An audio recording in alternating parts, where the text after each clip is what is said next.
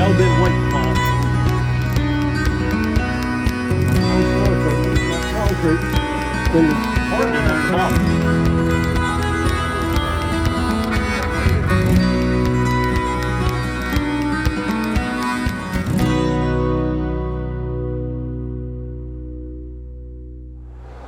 Welcome to the Old Sautee Show, ladies and gentlemen. Now, if you're like me and you paid no attention to your grandpa while he was working in his shop, you're probably asking yourself, what is a hit and miss engine? Well, Don, why don't you tell us what a hit and miss engine is? Well, a hit and miss engine that we're going to be talking about today is a gasoline powered engine, ranging in horsepower from 1.5 to 5 or 10 or something like that. They were made in the late 1800s, and they replaced horse and mule and ox driven power before that, and they were used on farms and in factories to do anything that needed power, that needed to be turned or moved. That was a way to do it, and much easier to manage than the livestock that had been for hundreds of years before that. But that is what a hit and miss engine is, and today we have Jimmy Crow with us to tell us more about how a hit and miss engine actually works. So enough with the history lesson, folks. Let's see this old-fashioned contraption in action. Well, there are several variations of a hit and miss engine. While individual components may work a little different from machine to machine, they all share the same basic concepts. Our engine here is a hired man 1916 model. Let's start with the heart of the engine block. This is where the explosions happen. Inside there's a cylinder where the engine generates power by burning fuel. Just like most engines, a piston moves up and down inside the cylinder. But what makes a hit and miss engine different is how often it fires. This is the piston. It moves up and down inside the cylinder, powered by the explosion of fuel. When the piston moves down, it pulls in air and fuel. When it moves up, it compresses the mixture, ready for combustion. But unlike modern engines, the hit and miss engine only fires when necessary, depending on how fast it's running. And then when the piston comes on top dead center under compression, this magneto fires it and it explodes the fuel mixture in it, and that's what pushes the piston back, which turns the flywheel. These are flywheels. They keep the engine running smoothly. The power of the piston being pushed out spins these wheels each time the engine has a hit. These things are heavy and are hard to get spinning. With each hit of the engine, energy stores in these wheels by spinning them. As our ice cream maker uses that energy stored in the wheels gradually spin slower and slower. The flywheels is what turns the pulley that turns the ice cream pitcher. This is the governor. This piece is in a sense designed to signal the engine that the flywheels are low on energy. It needs to fire a hit to get some more. This piece is what determines a cycle of a hit in this engine going to be a hit or a miss. When these flywheels slow to a certain speed, centrifugal force can no longer hold these springs open. When the springs close, it causes this latch to close and push the arm out. This starts a chain of events that will lead to a hit of the engine. When it gets so many RPMs, this will slang out, and this right here closes the exhaust valve to where the exhaust valve won't work. And that is the missing part of a hit and miss engine. When the governor gets lower, then this pulls back and the exhaust valve starts working, and then it starts pulling fuel mixture back into the cylinder. Here we have an intake valve and exhaust valve. The intake valve opens to let in air and fuel for combustion. Once the fuel burns, the exhaust valve opens to release the exhaust gases. What's unique in a hit and miss engine is that the exhaust valve may stay open during the miss cycles, preventing the engine from firing. This is the exhaust valve. After the mixture explodes inside the cylinder, what's left over, this valve opens and it lets the exhaust gases out and goes up out of the muffler. And then it goes back, and when it does, this vacuum opens the intake valve. It don't have a cam for the intake valve. And when the intake valve opens, it pulls fuel from the carburetor up into the cylinder. In this engine, magneto is used to send electricity to the spark plug at the correct time to create the explosion that powers the whole thing. When it turns, there is a set of permanent magnets in the magneto with a rotor in it, with a set of points, contacts. And when the magneto gets at a certain position, the points break, and the rotor going around the permanent magnet is making electricity. When the points break, that's when it feeds electricity to the spark plug. The last piece is a way to keep everything from overheating. From that, the engine has a very simple solution. This is how the engine cools itself. They didn't have water pumps back then. This is just a water jacket, and it goes all the way down and circles around the cylinder.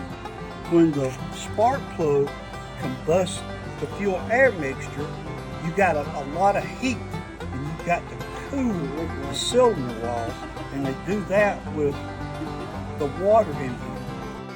There we have it. These machines are undeniably clever.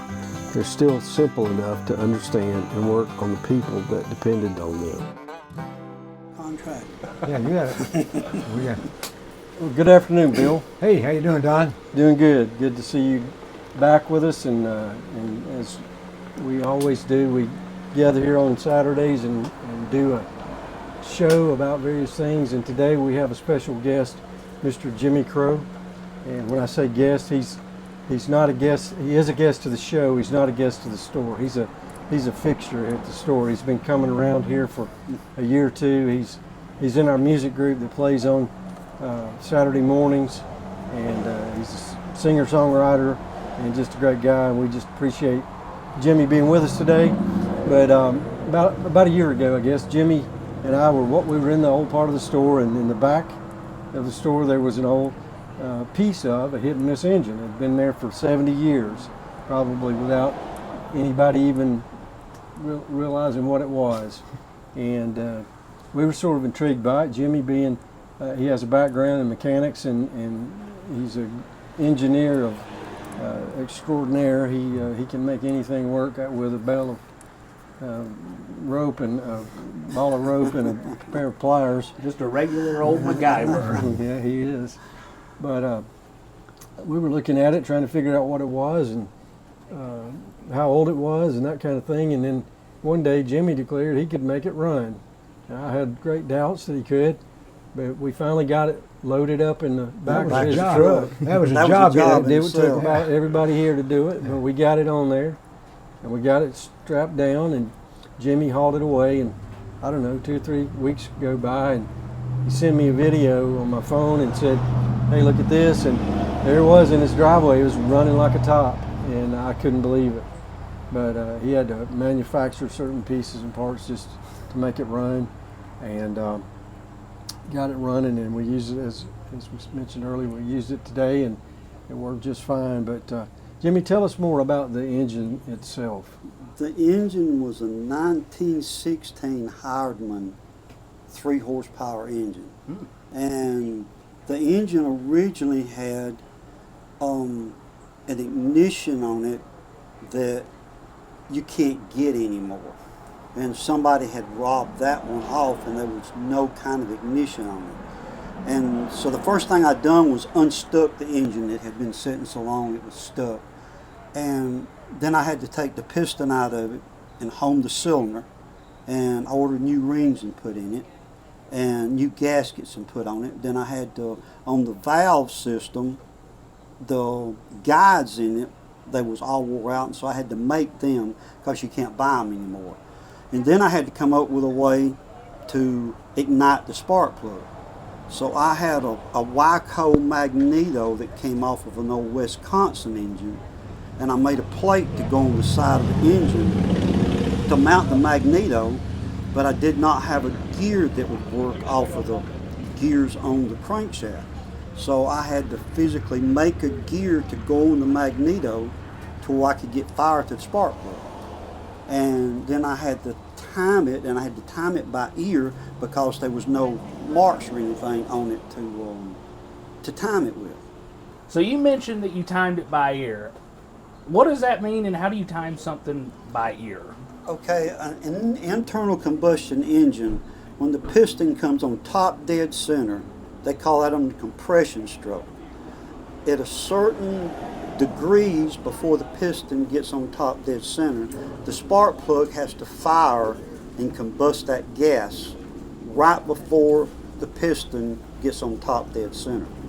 And you've got to time the magneto to where it will make the spark plug fire right before the piston comes on top dead center. So I had no marks on it to test it with. And so I listened to the engine as I was cranking it. If the timing was too high, when the engine would try to crank, it would push the piston back before it got to top dead center. If the timing was too low, then it wouldn't let the combustion chamber explode the fuel inside of it. And so you still wouldn't get a complete burn inside of the cylinder. Why don't you tell us what we've actually used the machine for? Well, so far we've only used it for one thing, and that's for making homemade ice cream. That's the top end. Everything else will be underneath that. I would think so. I mean, yeah. at least in my opinion. But we have made ice cream with it, and once it was done, and we were trying to figure out what to do, we got an ice cream churn that's designed to be turned by a hit and miss engine. You can turn it by hand with a hand crank if you are strong enough and willing to do that, but I think we'd all be worn out by the time enough longevity. But it was set up, came with all the pulleys and belts that are required to connect the ice cream freezer to the hit and miss engine. And Jimmy was out shopping, or I don't know what he was doing. He said he was shopping. I was actually just going down the road. Going down the road, and at an antique store in Cleveland, he stopped, and there was an old cotton bale cart. And it looks like one of these factory carts, really heavy. Got metal wheels, weighs a ton. It takes about 3 people to just push it around empty. But he said, this looks like something that your engine and your ice cream freezer would fit on just pretty nicely. And so I went down, was able to pick that up, brought it back, and Jimmy and I carried it over to his place, and he mounted the engine, the freezer, and all the necessary belts and pulleys on that cart. So now we can pull it around and move it all in one motion. It's cool. And my part in that was eating the ice cream. I mean, I think I did help push the. You helped push the cart, a little. but that came out mighty fine, by the way. You make good ice cream, or Don does. It's a team effort there. It was But terrific. I know she was pushing with one hand, eating with the other Well, hand. I was trying to serve some to some other folks, but at the same token, I had some in my hands. So, Well, we did pull it off a little early, so we kind of had a combination of Yeah. ice cream and milkshake. yeah, So we drank some and ate some, and it's all tasted good. both ways was good, It was good. and we had able to share it with some people today. We did share it A with lot of customers, and they were interested in watching, but also in tasting. I mean, the adults were like children, lining up and almost silly, giddy, tasting that homemade ice cream. And of course, every one of them had a story about how they used to have to crank it. the ice Yeah, cream for you. every one of them were talking about that. Yeah. But that was sure it's, dynamite. today was vanilla. That's all we've tried so far, but we're going to get into our recipe book and see what we can come up. We got to make some with. peach. Yeah, peach. You like is- that peach cider? Peach is popular in these parts for sure, and I think Absolutely. it'll be really good. Is this the first one that you've ever worked on, and is this a profession or a hobby for you, Jimmy? No, I have acquired a few over the years. I actually owned an outdoor power equipment company for 40 years. And so I've been in small engines over half of my life. You know what you're doing. And so, I'm fairly familiar on how they operate. And I've had especially old timers that would bring them to me that got them out of farms or whatever and asked me, could I get them running? Well, the key is knowing what to do as well as how to do it. But you can look at a situation and kind of, okay, this is what needs to be done, and I will investigate until I figure out how it needs to be done. I mean, I've seen him do it on other things as well. Certainly Yeah. my equipment, he's been helping me on several pieces of my own equipment. He's really been a great help. Well, I've been blessed, with a talent. Everybody has their own talent. Sure. And my granddaddy said one time, he said, if everybody had the same talent, they wouldn't anybody have any use for each other. Yeah, but you've got a lot of them So, with your picking and your Well, songwriting, and thank you. it's just always been a joy for us to have you around here. I enjoy coming by. I sure do. Bill, I was outside most of the day. How was the store? Well, that's the reason I wasn't outside much today, because the store was really, really busy. We had just so many people. Our last couple of customers just before I came over here were a family from Venezuela. We've had a lot of Floridians, and we've had a lot of people, and I think it's worthy of speaking, that were been affected by the hurricane. Yesterday we had a lovely couple from Asheville that had opened their home. Their home still had power. No, it still had water, and I guess part of the time power. But anyway, they had opened their home to people to come and get a little respite, get a little shower, and get cleaned up a little bit. And they were just worn slick, so they had a couple of teenagers, and so young teenage girls, and so they came over just to get a break and spend a little time with us. And we had they probably stayed an hour and a half with us. These people have come up to our store, and they just enjoy being here, and they're not in a hurry. And they're interested in the history. They drink some cider. Some of them snuck around and got a little ice cream this afternoon, which was wonderful. We're glad they did that. But yeah, we've had a lot of children. Played the Nickelodeon quite a little bit because the children love to play that. Of course, to some, the Nickelodeon's a little loud, and they do this. And we just had a little girl down there at the Hit and Miss Engine. Oh, yeah. She was a little 3-year-old or whatever it was, and she did like this, but she did enjoy ice cream a little later, so that made up for it. But yeah, it was a very, very busy day. it's always a good day at the Sautee store. A lot of energy. People come happy, and we want them to leave happy, and that's certainly the way I feel like they do. And they certainly drank a lot of cider today, and I imagine they tasted a lot of cheese. But we've got a lot of new products. One thing that was interesting, Hank, Don's brother-in-law, was hanging a big reel of where our Christmas stockings are going to hang. It's a big circle about this big with hanging from the ceiling in the old part of the store with Christmas stockings hanging on. Of course, people will be coming and getting those. These were a big item last year, and I'm sure they'll be there this year. So the store is, I tell folks all the time, it's exactly the same except change. One other thing, we had an older couple come in today, really upbeat people, and they said, we haven't been here in more than 40 years, and they were just amazed at how, number one, how clean it was, and how you could get around. I guess at one point it was hard to get back in the back part of the store. Now you can walk, of course, back through there and see all the interesting items from the last 150 years. But they were just overwhelmed with how much it had changed in those years that they had been here. So I always tell people, again, that it's exactly the same, only a little bit different than the last time you were here. But it was a good day, very good day at the store. Heck yeah, that was an update from Bill in the store. Don, what was it like out here on the music stage? Well, the music stage was full today, and before we go into that, I would just like to express my sincere thanks to Bill and Jimmy here in person, but to all the folks that come regularly and play with us. We have a group of just extremely talented musicians and some of the best people that you will ever meet in your lifetime.